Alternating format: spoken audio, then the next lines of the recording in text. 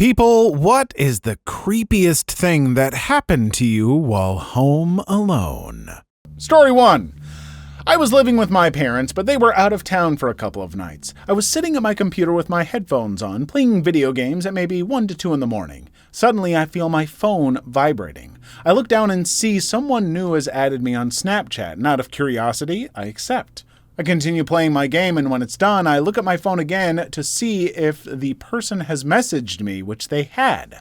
So I open up the Snapchat, and to my extreme horror, I see that it's a photo of me sitting at my computer playing video games, taken from a good bit behind me with zoom. The photo had been taken maybe just a few minutes before while I was still playing the game.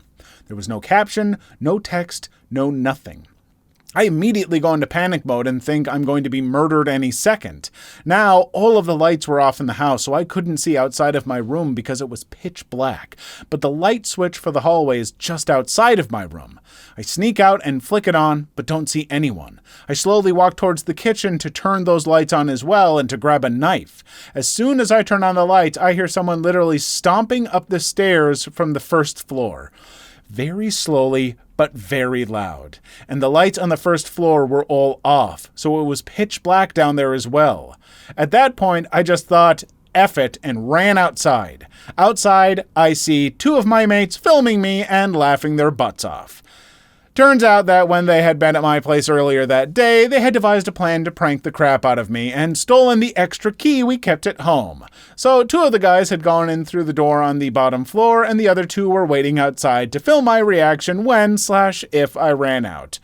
Pretty anticlimactic ending to the story, but still, it scared the ever-living crap out of me. I was gonna say, if they were able to get your Snapchat, it's not like some random murderer, but still very, very scary in the moment. I agree.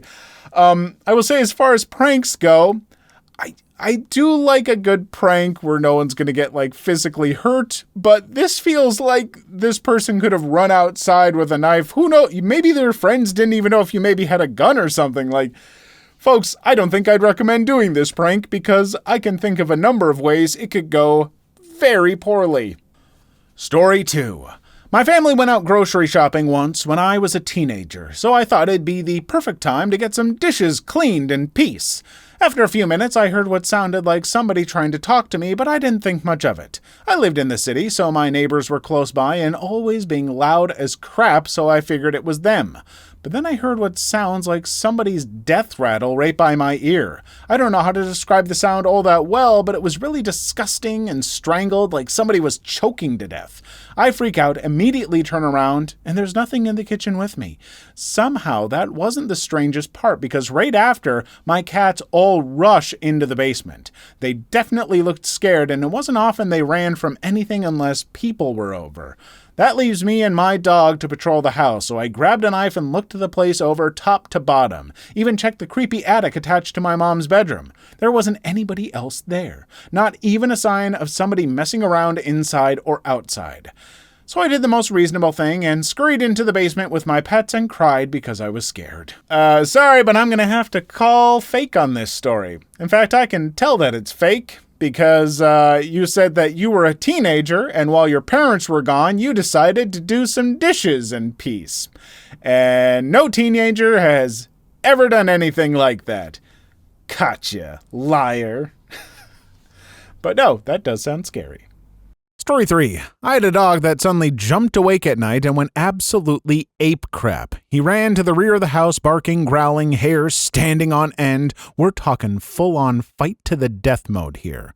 I tried walking back to see what the problem was, but he wouldn't let me pass him, kept blocking my way. I did hear a couple of strange sounds, like maybe the house was settling, but nothing out of the ordinary. He was acting like whatever he was seeing or hearing was inside the house, not outside. He wasn't looking out a window, he was blocking the hallway to the laundry room and backing up like something was slowly advancing on him. After a while, he calmed down. The supposed threat went away. It was probably about 10 minutes of pretty intense growling and barking, though. Even after he calmed down, he still wouldn't let me go down that hall until daylight. When I finally did, I couldn't see anything unusual. I still have no idea what set him off, but whatever it was, he was not okay with it. He was honestly acting like he was going to die, but was damn sure taking whatever it was with him. Not long ago, I fell asleep on the couch with my dog while my partner was away for the weekend. I woke up at 4 a.m. to him growling and going mental, and I realized someone is walking around the back door, which is a glass sliding door. I can see their flashlight but not a face because the light is shining in on me. It turned out to be my partner coming home early and had forgotten his house keys. I almost crapped myself, though, and felt like I was having a heart attack. Story 4. We all know the cats at 3 a.m. meme when your cat starts running around the house and making a huge ruckus in the middle of the night for no reason whatsoever. Yeah, all cats do that, no big deal. Well, one night my cat was doing that, and since it was pretty common, I just ignored it. Cats do it, and it's normal. I was downstairs and not asleep yet, and my cat was upstairs. It kept going for a little while, but I paid no attention to it until I heard glass shatter. I went upstairs to check on my cat and see what broke. My cat was sound asleep. Nothing was broken. It literally wasn't 30 seconds after I heard something break that I stood up and went upstairs, and my cat was sleeping like a baby. When I went to go pick her up, she did that stretch and yawn thing that cats do after waking up from a long nap, and she had obviously been asleep for quite some time. I never found any broken glass. Weird crap. Every night my family's cat sits at the bottom of the stairs and just stares up at the top steps. We have 2 cats, and they both do it. Every night. There's never been anything up there, and they just stare at it for minutes on end with wide eyes. I'm not a superstitious person, but it certainly makes me think about it at times. Cats are weird. I don't know. See, this sounds to me, and I could be wrong, but it sounds a lot like, you were lying down there and you were at that phase where you're like transitioning into sleep, but still aware of your surroundings. But your brain is starting to just like do sleep things. And instead of dreams, it's more like half awake hallucinations where your brain is like, and this is normally when the cat's rushing around, and your brain's like, so it sounds like this, and you can hear it in real life. Oh, I'm awake and I hear the cat, but you're not awake. You're kind of asleep, but kind of awake. And then your brain's just like, what if the cat like knocked over something and broke it? That'd be wild. And then the other part of your brain's like, sound effects, crash. And you're like, this really happened, but it didn't. That's my guess, because that happens to me fairly often. A couple times a year, but like vividly. Story 5. Home alone when I was 10 or 12, somewhere in between there. My parents' house is located in the suburbs, surrounded by woods and the golf course. It was a stormy night, and my parents went out for dinner. I was watching TV in the living room with my dog on my lap when all of a sudden she jumps up and sprints to the front door barking. She never barks. My dad trained her since she had a very loud, annoying bark. I walk over and turn on the outside light to see nobody. As soon as I did this, she sprinted to the back living room by the pool with sliding glass doors and started barking over there like someone was inside the screened pool area. I run over and turn the pool lights on. Empty. I started to get kind of freaked out. Then she ran to the garage door, barked like she was going to rip someone's face off. I grabbed a knife from the kitchen and opened the garage door to hear the rain and see the main garage door wide open. I immediately shut the garage door and slammed the inside door behind me, grabbed my dog and ran into my room, locking the door and going into the closet. I waited there for what felt like 3 hours for my parents to get home. I told them everything, and my dad went outside to find what looked like new muddy footprints around the garage and pool area. Nothing else ever came about from it, but man, I got the chills typing that out. Freaky experience. Story 6.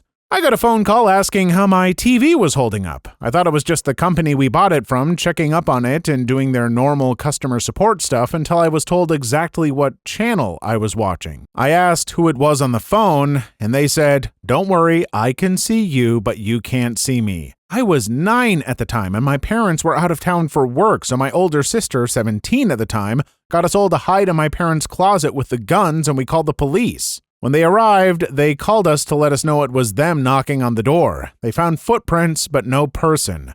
We installed security cameras not soon after and never had a problem again, but it still creeps me out to this day. Story 7. My dog was very restless, but I figured she just wanted to go outside. As we got closer to the door, she begins to growl and her hackles raised. Idiot me still opened the door. "Hello, masked stranger." I looked out, and the guy took off running. Imagine being that guy. The last thing he was expecting was for someone to calmly open the door with their attack dog at the ready. You shook his confidence, LOL. Similar situation. I have an English Mastiff who is the definition of a teddy bear but looks and sounds terrifying, especially if she thinks someone is going to hurt me. She was fussing one night and I just assumed she had to go potty, so I leashed her and we went to start our walk. Opened the door and two men stood outside trying to pop the lock on the screen door. I have no idea how I didn't hear them. She went insane, barking and growling and lunging to get them. They took off and I never had another problem. You know, a lot of times when I have to read like scarier stories about like home invasion or people getting attacked and stuff, it makes me panic because I will think about that every time I'm having a walk or trying to sleep. It's like, oh no, invaders.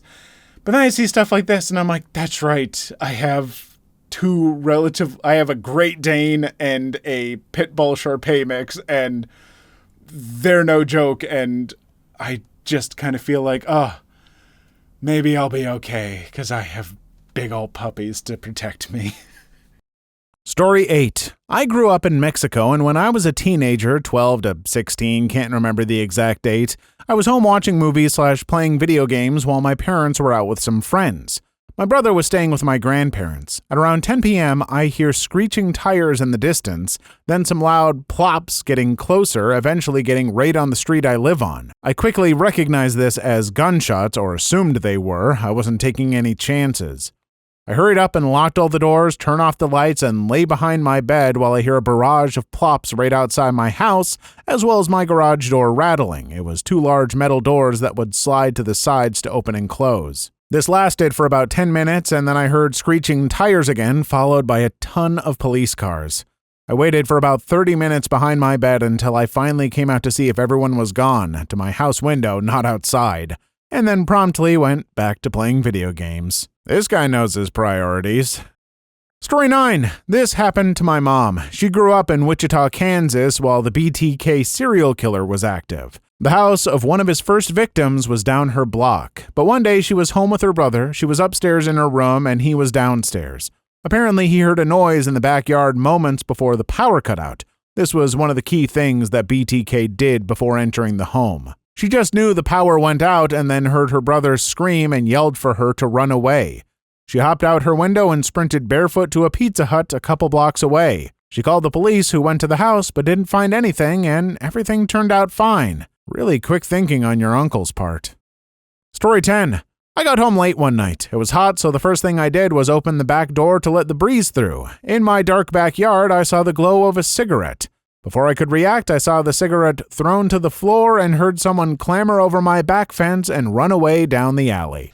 This is the exact kind of thing that I never want to see, because even though the person clearly just tried to get away immediately, it's like they were back there doing the thing and probably going to try and like rob your house because they thought you were gone or something. I don't know, but that just, like, I wouldn't sleep for days. I don't know how you could just so casually talk about this in such a quick little story. Like, where's the panic? Because I guess I've got it. Do you want it back? Story 11. Home alone at about 12 years old, watching a movie on my laptop when suddenly the back door slammed shut. I had locked it, so I knew something wasn't right. I got up with a metal baseball bat. Then the front door, which I had locked, slammed shut as well. Locked the back door and went to check out the front door, locked the front door and heard a knocking at the back door. I ran to my room, called the police, and hid until they arrived. The knocking was continuous for about 3 minutes nonstop until I heard sirens. They had a look at our surveillance video. It showed the doors opening on their own and no one at the back door when I heard knocking. Now there are 2 deadbolts on both doors. Demon was just passing through, but probably dropped his keys in your living room. Story 12. Saturday morning, 1970s. Dad is at work and my mom and sister went shopping for groceries. I was in the bath when the house was broken into. I froze, trying not to make a sound as I heard someone creeping through the house. Then I heard them try to open the bathroom door just as the doorbell rang. It was Mom hoping I'd open the front door because her arms were overloaded with grocery bags. She saw a shadow through the stained glass behind the front door going downstairs. I think that was the one time I'd never been happier to see my mom. I was 9. Story 13. A man was standing outside on my lawn about 6 years ago in the middle of the day. Freaked me the heck out. Found out he lives next to my house. Same guy, same place. He knocks on my door and asks me if I've seen his cat. I hadn't and asked what it looks like for future reference. He then looks me in the eyes, dead serious, and says, "I don't know," and then stares at me in silence for 30 seconds. Last story, after a snowstorm, I went outside and saw bare human footprints leading from my yard to his house up a hill. This guy is freaky. Story 14. The towel hanger on my bathroom door has 4 hooks. I don't know if there's a proper word, but I only use 2. So I keep my towels completely different in terms of size and color on the first for face and third for hands hook. I live alone, and I kept them like that for more than a year. The only times I move the towels are when I put them in the washing machine. No more than 2 weeks ago during the day, I opened my bathroom door and the face towel is on the 4th hook instead of the 1st. I had nobody visiting or anything like that, and I've never switched hooks on purpose before. Okay, I know maybe for most people, they're like, yes, this person has a point. They would absolutely know this stuff. But like, do none of you people, is it just an ADHD thing that like I can have absolute set places where I always put stuff? It's like, this is where I keep this thing, so I always know where it is. Except 20% of the time, I've put it somewhere completely random and I have no memory of it whatsoever. My little headphones and everything that I use, I have a special hook right here in my office for them. It's where they get charged. It's where they sit whenever I'm not using them. But sometimes they're in the bathroom, or sometimes they're on the guest bed under a pillow. Why? I didn't put it there, except I definitely did because my brain's not great sometimes. Story 15. This one kid I went to school with would wait until my single mother went to work, and he would call my house over and over again and also come over and knock on the door and then go knock on the back door when I didn't answer. He also followed me to and from school until his parents took his car away, so he just walked behind me instead. I am honestly still traumatized from these experiences. What the F? Story 16. I was staying at my parents' place, sleeping in their bed while they were away when I woke up paralyzed. When I first heard, then I saw something sneaking around. The bedroom door was open.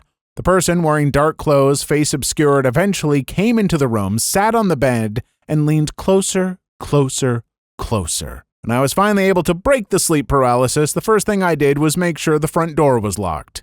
It was not. Please leave your story in the comments. I would love to make a video on them in the future. Also, don't forget to like and subscribe.